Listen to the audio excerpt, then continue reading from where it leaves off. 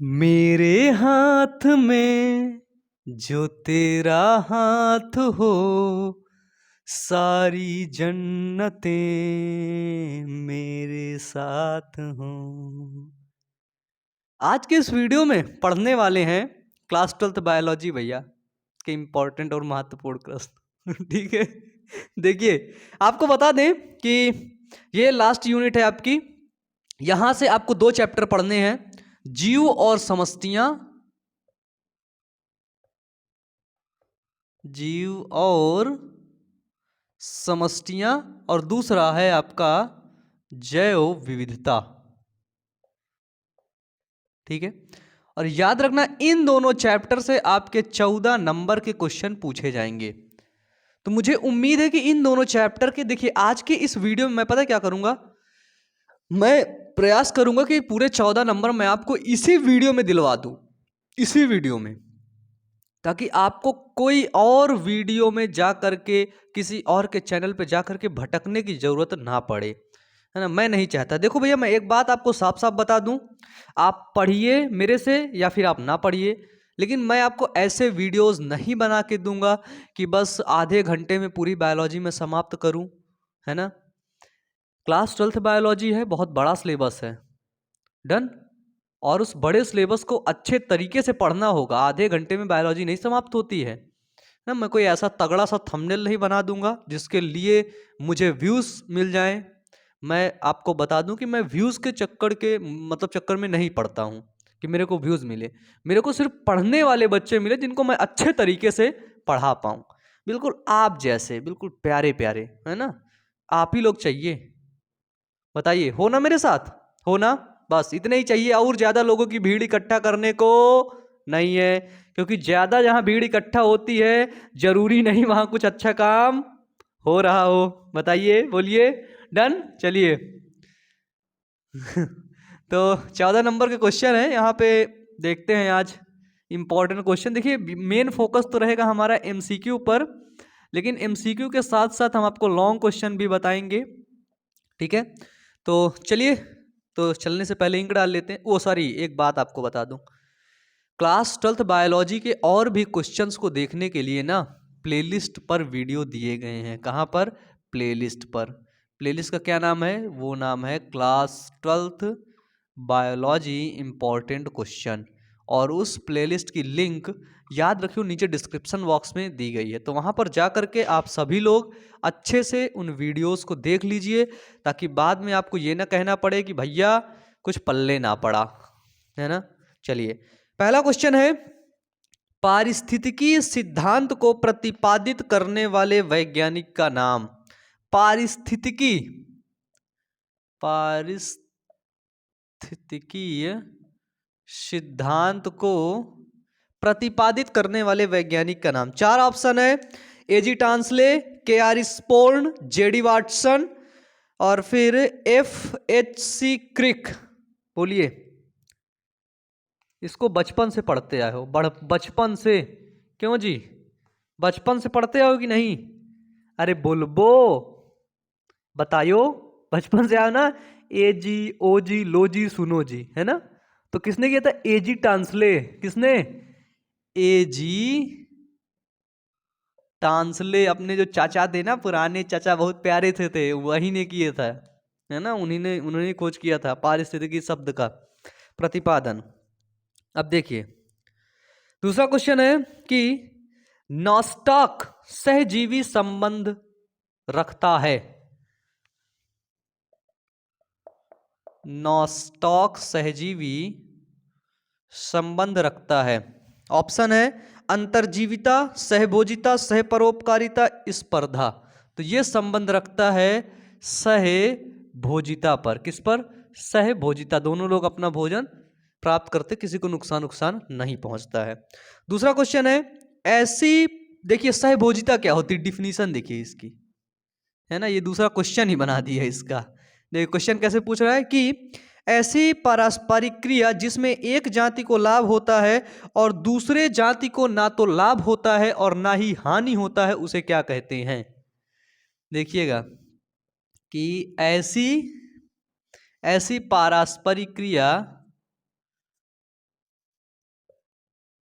ऐसी पारस्परिक क्रिया जिसमें एक जाति को लाभ होता है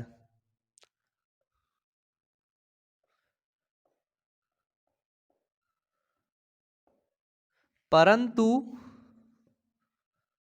दूसरे जाति को ना तो लाभ होता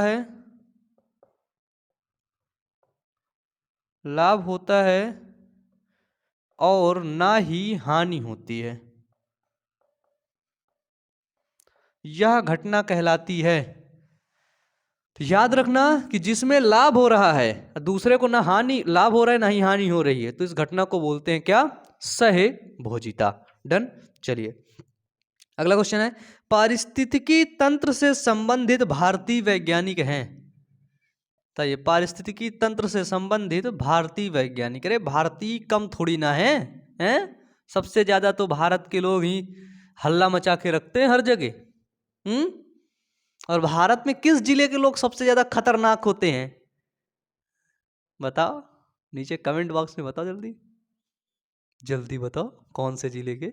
अपने अपने जिले का नाम ना बता देना, जो खतरनाक जिला हो वही को बताना, क्योंकि आज की डेट में सोशल मीडिया में सभी लोग अपने आप को खतरनाक मानते हैं, और उधर से शेर ऐसे चलता हुआ आ गया, सब घुस गए घर में, हैं? तो थोड़ा सा खतरनाक भी दिखाओ भी ना कि हम खतरनाक हैं। तो वो है आर मिश्रा। कौन है? आर मिश्रा जी अपने, है ना। चलिए नेक्स्ट क्वेश्चन है कि लाइकेन में फंगस तंतु पोषण प्राप्त करते हैं। क्या होता है? देखिए लाइकेन क्या होते हैं।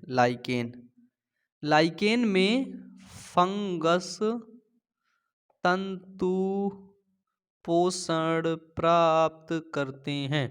तो हमें पता चल गया कि लाइकेन के अंदर फंगस होते हैं, है ना। और याद रखना लाइकेन के अंदर दूसरी चीज शैवाल भी होते हैं, है ना। तो जो शैवाल होता है वो पोषण बना करके फंगस को देता है। तो राइट आंसर क्या है? वो है शैवाल, एल्गी, है ना। किससे प्राप्त करते हैं पोषण फंगस अपना? तो वो करते हैं शैवाल से। डन। चलिए दूसरा क्वेश्चन है कि ये जो है बड़ा खतरनाक सा क्वेश्चन है। पारिस्थितिकी की परिभाषा आर मिश्रा के अनुसार, आर मिश्रा ने पारिस्थितिकी को किस प्रकार से परिभाषित किया? हाँ? याद रखना कि इन्होंने बोला कि पारिस्थितिकी प्रारूप, प्राकार्य तथा कारकों के मध्य पारस्परिक संबंधों का अध्ययन है। पारिस्थिति क्या है? प्रारूप, प्राकार्य तथा कारकों के मध्य पारस्परिक संबंधों का अध्ययन ही पारिस्थितिकी कहलाता है। क्वेश्चन है, मैनग्रोव पौधा है, मैनग्रोव, तो ये है लवणोद्भिद पौधा। डन। इसमें है जलोद्भिद, मरुद्भिद, लवणोद्भिद और इनमें से कोई नहीं, तो ये है ग नंबर राइट आंसर। और याद रखना कि मैनग्रोव, जो मैनग्रोव वनस्पति का लाक्षणिक पौधा है, अगर पूछा जाए कि बताइए मैनग्रोव वनस्पति का लाक्षणिक पौधा है, तो उसको बोलना राइजोफोरा मैंजेल, राइजोफोरा मैंजेल पौधा जो है इसका लाक्षणिक पौधा होता है। डन। वायुमंडल में नाइट्रोजन कितना होता है? 78%, है ना, 78.08%। और कार्बन डाइऑक्साइड 0.03%, ऑक्सीजन 21%। ये क्वेश्चन बनते हैं, याद रखना। यहां से आप पढ़ लेना पारस्परिकता, परस्परता और सहजीविता। हाँ, यहाँ पे सहजीविता, सहभोजिता, यार ये क्वेश्चन बनते हैं, तो इनको आपको हर हाल में पढ़ लेना। जैसे सहपरोपकारिता हो गया, है ना, ये आप कहोगे सहभोजिता, इस जीवाणु का नाम लिख देना है। तो ऐसे करके क्वेश्चन आपसे पूछे जाएंगे। अगर हम यहीं पे दूसरा चैप्टर शुरू करें, देखें बायोडाइवर्सिटी और कंजर्वेशन, इसको पहले मिटा दें। चलिए जीव और समष्टियाँ, जीव और समष्टियाँ से यही दो क्वेश्चन है, सहजीविता, सहपरोपकारिता, है ना, सहभोजिता। ये अपना थोड़ा सा पढ़ लेना इनको, क्योंकि 14 नंबर के क्वेश्चन है तो आएंगे। और ये लॉन्ग क्वेश्चन अगर मैं यहाँ करवाऊंगा तो 2 घंटे हो जाएंगे, है ना। तो भैया उनको पढ़ना पड़ेगा हर हाल में, बिना पढ़े नंबर मिलेगा नहीं, याद रखना। विश्व पर्यावरण दिवस कब मनाया जाता है? सभी को पता है, बताइए कब मनाया जाता है विश्व पर्यावरण दिवस? कब? 5 जून को। अगर पूछा जाए बताइए AIDS day, world AIDS day कब मनाया जाता है? तो वो मनाया जाता है 1 दिसंबर को। कब? तो 1 दिसंबर को। दूसरा क्वेश्चन है, राष्ट्रीय कारपेट पार्क स्थित है ना? राष्ट्रीय कारपेट पार्क स्थित है। राष्ट्रीय कारपेट पार्क कहाँ है? 4 ऑप्शन है, मध्य प्रदेश, उत्तराखंड, दिल्ली, राजस्थान। एक ट्रिक बताऊं, वो जो आजकल इंडिया में सबसे बड़ा ब्लॉगर नहीं है, कौन है ना? इंडिया का नंबर 1 ब्लॉगर क्या, वो छोटा सा है, जो है ऐसे बाल रखता है बिल्कुल ऐसे घुमावदार, है ना, फिर ऐसे करता रहता है, चश्मा भी लगा लेता है, और उसका एक छोटा सा भाई भी है। क्या नाम है उसका? देखो नाम नहीं याद आ रहा है, इधर उधर घूमता रहता है पूरे दिन। क्या नाम है? सौरव जोशी। हाँ, कहाँ? उत्तराखंड ना? तो राष्ट्रीय कारपेट पार्क कहाँ स्थित है? वो है उत्तराखंड में। कहाँ पे भैया? उत्तराखंड में। गलत मत करके आना, नहीं भेज देंगे सौरव जोशी के पास तुमको भी। चलिए दूसरा क्वेश्चन है कि वन संरक्षण हेतु चिपको आंदोलन किसने चलाया? अब सौरव जोशी इतना चिपका रहता है किससे? यूट्यूब से, अपने चैनल से, है ना? कहाँ का है? उत्तराखंड का। तो चिपको आंदोलन किसने, कहाँ से चलाया गया? तो वो हो गया आपका, वो भी हो गया उत्तराखंड। कहाँ हो गया? उत्तराखंड। उत्तराखंड की तरफ, है ना, नॉट वहीं पे, तरफ तरफ बोला गया आपको, ठीक है। तो वन संरक्षण हेतु चिपको आंदोलन चलाया गया मध्य प्रदेश, हरियाणा, दिल्ली, उत्तराखंड। तो राइट आंसर इज उत्तराखंड, ठीक है। चलिए फिर है भारत का प्रथम राष्ट्रीय उद्यान, तो वो है कार्बेट राष्ट्रीय उद्यान। कौन सा? कार्बेट राष्ट्रीय उद्यान। ये तो पार्क की बात है ना? वो राइट तो है यार। भारत का प्रथम राष्ट्रीय उद्यान है ये। डन। चलिए दूसरा क्वेश्चन है, कान्हा राष्ट्रीय उद्यान कहाँ स्थित है?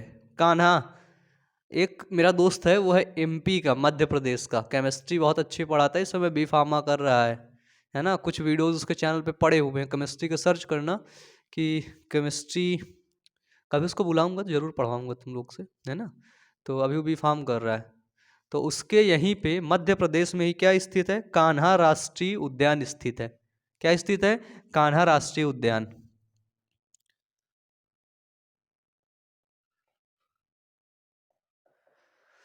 तो भाई आपसे, अनीस, मैं आपसे ही कह रहा हूँ कि अगर आप वीडियो को देख रहे हैं ना, तो आप ज़रूर मेरे को मध्य प्रदेश बुलाएं और मेरे को कान्हा राष्ट्रीय उद्यान एक बार घुमाएं, ठीक है।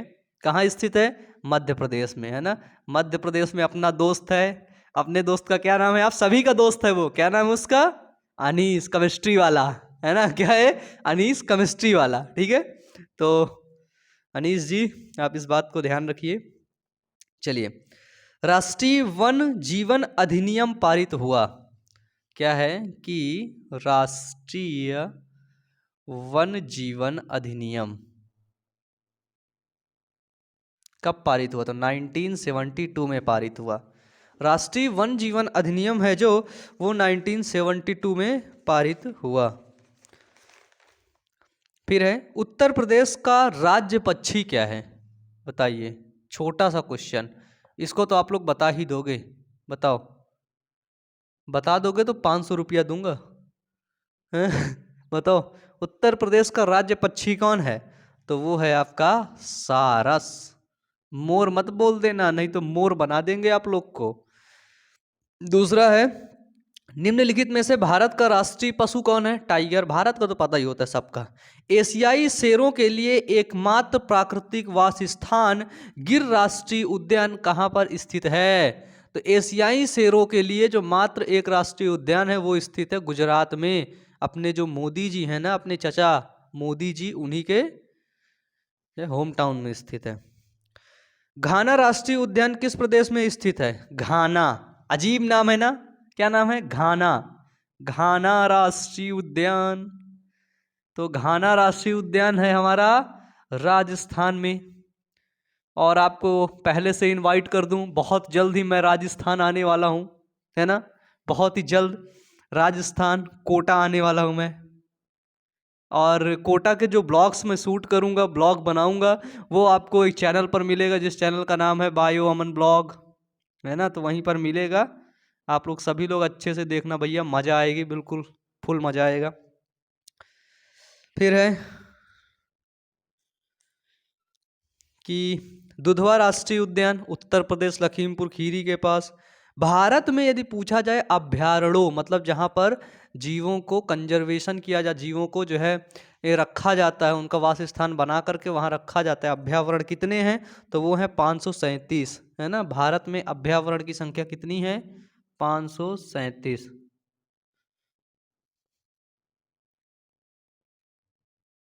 क्वेश्चन पूछा जाएगा कि बताइए भारत में अभ्यारण्यों की कुल संख्या कितनी है? 537।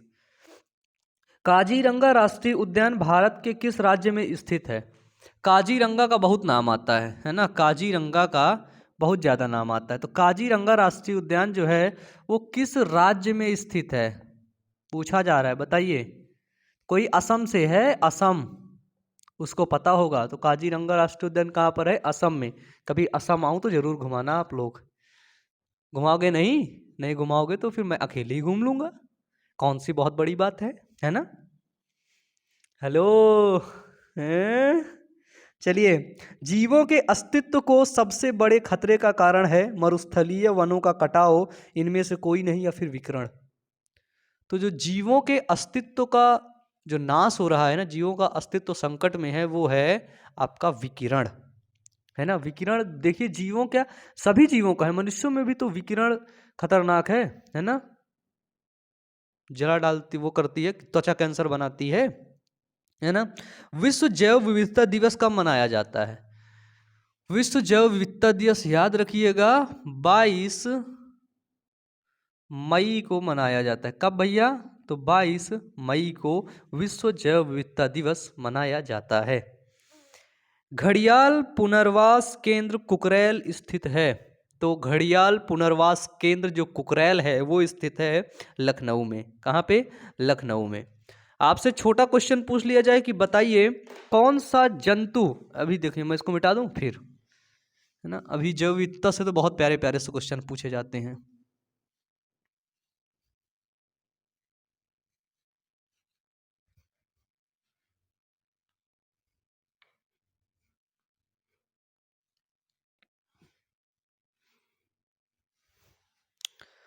क्वेश्चन है कौन सा जंतु अत्यधिक शिकार के कारण भारत में लुप्त हो रहा है ना। एक जंतु को आपको पूछ रहा है कि कौन सा जंतु अत्यधिक शिकार के कारण, जिसका बहुत ज्यादा शिकार हो रहा है और वो अब भारत की लुप्ति के कगार पे है ना, लुप्त हो रहा है।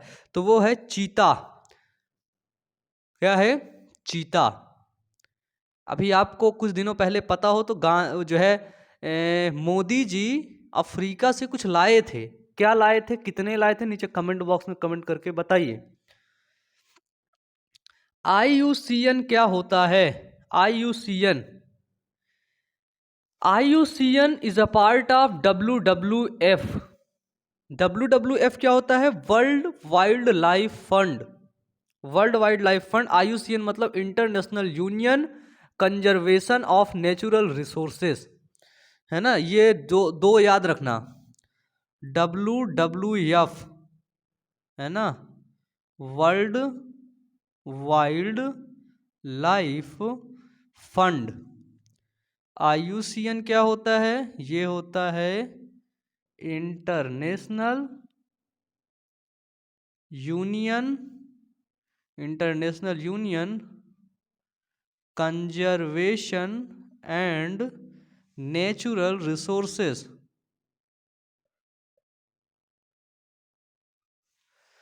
IUCN international union for conservation of natural resources, है ना।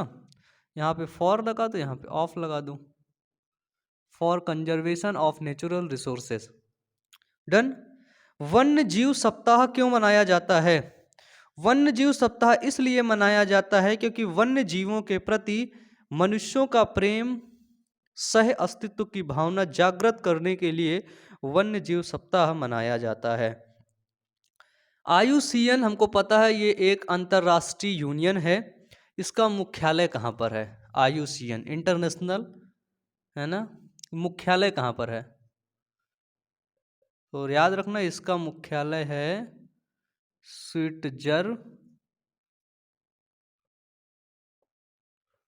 स्विट्जरलैंड में। कहाँ पर है भैया? स्विट्जरलैंड में। उत्तर प्रदेश की लखीमपुर खीरी स्थित राष्ट्रीय उद्यान का नाम, तो वो है आपका दुधवा राष्ट्रीय उद्यान। किसी एक पक्षी का नाम बताइए जो अभी अभी विलुप्त हो गया हो। अभी मैं बताऊंगा तो रोने लगूंगा। बताइए, आपको पता है? एक पक्षी है जो मॉरिशस में पाया जाता है ना? मॉरिशस में, उसका नाम है डोडो। डोडो पक्षी इस समय विलुप्त हो गया है ना? काजीरंगा राष्ट्रीय उद्यान असम में स्थित है। विश्व पर्यावरण दिवस 5 जून को मनाया जाता है। इसलिए मनाया जाता है क्योंकि पर्यावरण को सभी के प्रति जागरूक रखना। दिवस इसलिए मनाए ही जाते हैं ताकि उन सभी चीज़ों को लोग जाने, उस पर जागरूक हों, है ना?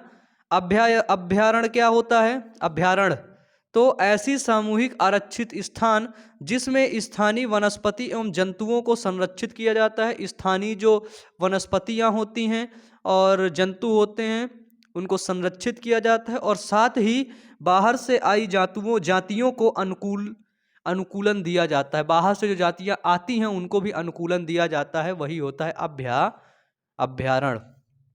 तो आज की क्लास यहीं तक। अच्छे से पढ़ते रहिए, और भी वीडियोस देखने के लिए प्लेलिस्ट चेक करिए, वहाँ पर बहुत ही वीडियोस हैं। मुझे पूरा यकीन है कि वो सभी वीडियोस आपके बहुत ज़्यादा काम आएंगे। तो wish you all the best. Thank you.